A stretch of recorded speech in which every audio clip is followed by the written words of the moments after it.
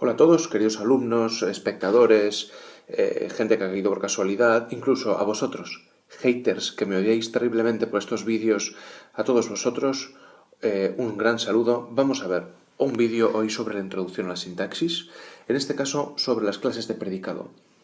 Antes de ver en esta sesión de qué vamos a hablar de los 3 puntos que veis arriba, hay que tener en cuenta que debemos tener un poquito fresco lo que estudiamos o lo que vimos en el vídeo anterior sobre el sujeto, porque la oración se compone de sujeto y de predicado. El sujeto ya lo tenemos que dar por hecho. Vamos ahora al predicado. Primero veremos lo que es el predicado, daremos una pequeña definición, sabremos identificarlo, y después veremos los 2 tipos de predicados fundamentales que hay, que son el predicado nominal y el predicado verbal. El predicado nominal es muy sencillo porque normalmente sale siempre con los verbos ser, estar y parecer. Lo demás es todo predicado verbal. Y finalmente, en el tercer punto, veremos los tipos de predicado verbal, que fundamentalmente los agrupamos en torno a si son predicados construidos con verbos en activa, en voz activa, o en verbos en voz pasiva. Para hablar del primer punto, simplemente nos limitaremos a dar una definición que nos sirva. Y diremos que el predicado es el sintagma verbal de una oración. Como hemos dicho que una oración simple solamente tiene un verbo conjugado con forma personal, pues diremos que el predicado es ese verbo más todas las palabras o grupos o sintagmas que le acompañan y que, por tanto, como característica para identificarlo, diremos que concuerda en persona y número con el sujeto, porque el sujeto hace lo propio con el predicado. Pongamos un ejemplo. Si vemos debajo, en un lugar de la Mancha vivía un viejo hidalgo, apliquemos lo que dijimos en el vídeo anterior. Primero encontremos el verbo, que es vivía, fijaos bien. Una vez encontrado el verbo vivía, vemos que está en tercera persona del singular. ¿Cuál es el sintagma nominal que concuerda con la tercera del singular? Pues un viejo hidalgo. Esto es el sujeto.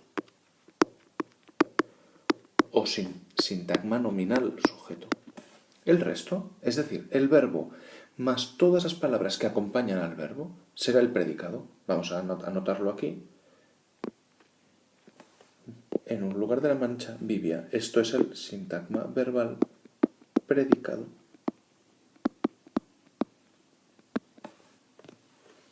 Pongamos otro ejemplo. Si digo, termino agotado después de una partida de Battlefield, punto. Lo primero que hay que hacer es encontrar el verbo, termino. Y me pregunto, ¿cuál es el sintagma nominal que concuerda en persona y número? Yo, porque es la primera persona del singular. Termino. ¿Quién? Yo, claramente. Por lo tanto, todo lo que se ve son el verbo y luego todo el complemento. Estamos aquí, un sintagma adjetival que complementa termino, que nos indica una cualidad de cómo termino, y luego, después de una partida de Battlefield, todo esto encabezado de esta locución, es claramente una circunstancia. Termino. ¿Cuándo termino? Después de una partida de Battlefield. Todo esto, predicado.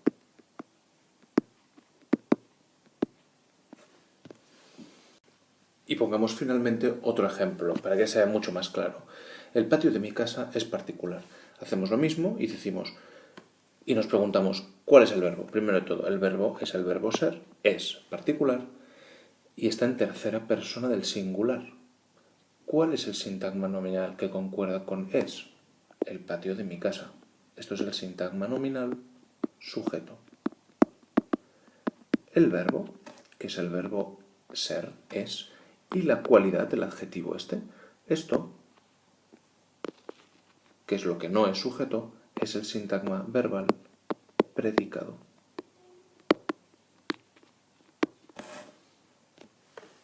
Pasamos rápidamente al segundo apartado.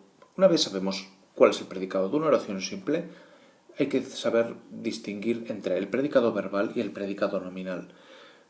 La cuestión es facilísima porque el predicado nominal funciona solamente con los verbos ser, estar y parecer, que aquí los tenemos, el verbo ser, el verbo estar y el verbo parecer, que son 3 verbos que tienen como peculiaridad el hecho de no tener significado.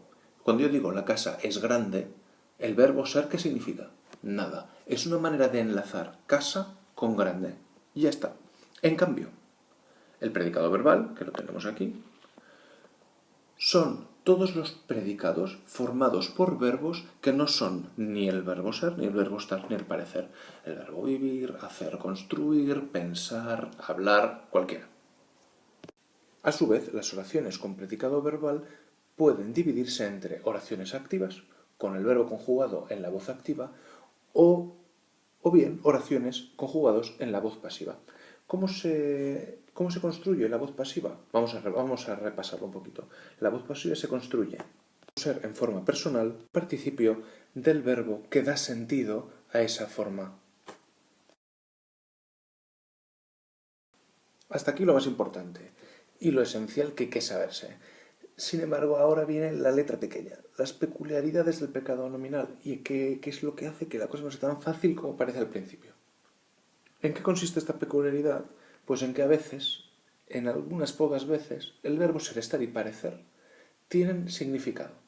Y por tanto, los complementos de ese verbo ya no forman un predicado nominal, sino que tienen auténtica cualidad de predicado verbal, como si fuera un verbo cualquiera. Si yo digo, por ejemplo, que la reunión será en mi despacho, el verbo ser aquí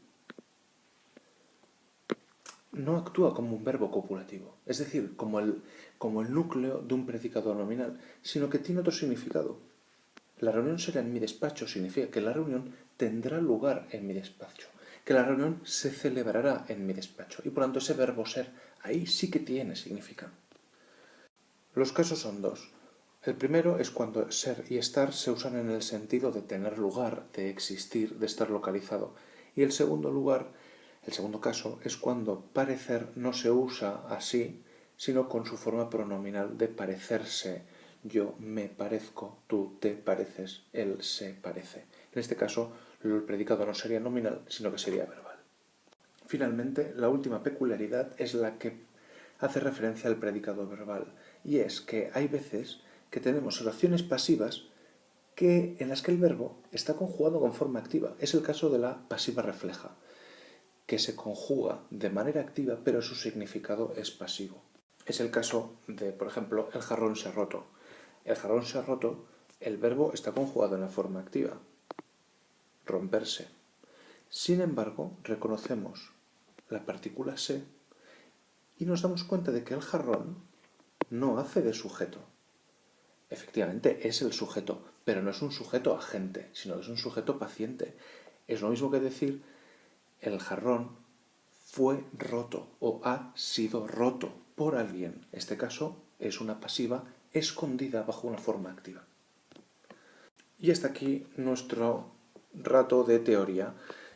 Miraros este vídeo las veces que necesitéis y en clase haremos los ejercicios y trabajaremos esta teoría para hacer que nos entre de una manera práctica y sepamos reconocer en ejercicios concretos todo lo que hemos dicho.